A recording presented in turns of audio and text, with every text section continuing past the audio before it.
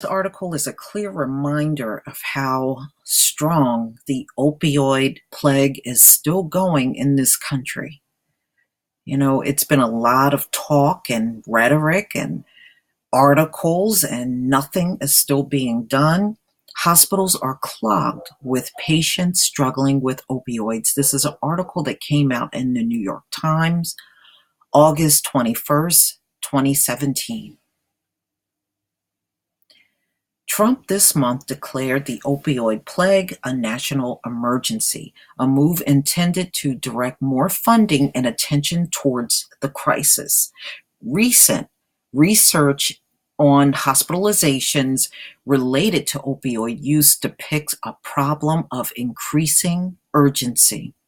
According to a series of government briefs published this year, nearly 1.3 million hospitalizations involving opioids occurred in the United States in 2014. The figure includes hospitalizations for abuse of both prescription and illegal drugs, including heroin. The number reflects a 64% increase in inpatient stays and a doubling in emergency room visits related to opioids since 2005. The report, based on data collected from hospital bills, also analyzed opioid hospitalizations by state, sex, age, and characteristics of the communities in which patients lived. Overall, the data shows that there is no immunity to the opioid problem, says Anne Elixhauser, a senior researcher, scientist at the Agency for Healthcare Research and Quality, which published the briefs. It covers all areas, all ages, male and female, and it's only getting worse in the time frame we're looking at here. Across states, opioid hospitalization rates varied greatly. Maryland, Massachusetts, and Rhode Island had the highest rates in 2014, and Iowa and Nebraska had the lowest. Between 2005 and 2014, inpatient stays involving opioids increased more sharply for women than men. By 2014, women had higher rates of opioid-related inpatient stays in most states, though men typically had higher rates of emergency room treatment. In the same decade, the national rate of opioid-related hospitalizations grew most sharply among patients aged 25 to 44. In much of the Midwest and West, however, rates of inpatient treatment were highest among patients 65 years and older. Different drugs are typically at play between these groups.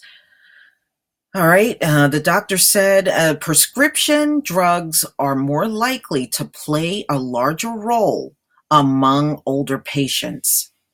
Rates of opioid-related inpatient stays were highest in large metropolitan areas between 2005 and 2014, but hospitalization rates in small and medium metropolitan counties and in rural areas more than doubled during this period, far exceeding the growth in cities. This is a clear association between opioid use and poverty. This is what the doctor said.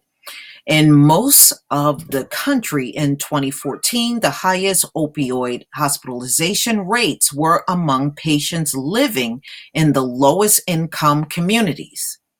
In addition to the recent briefs, data maintained online by the AHRQ shows that most inpatient stays involving opioids over the last decade were among patients covered by Medicaid, closely followed by Medicare patients.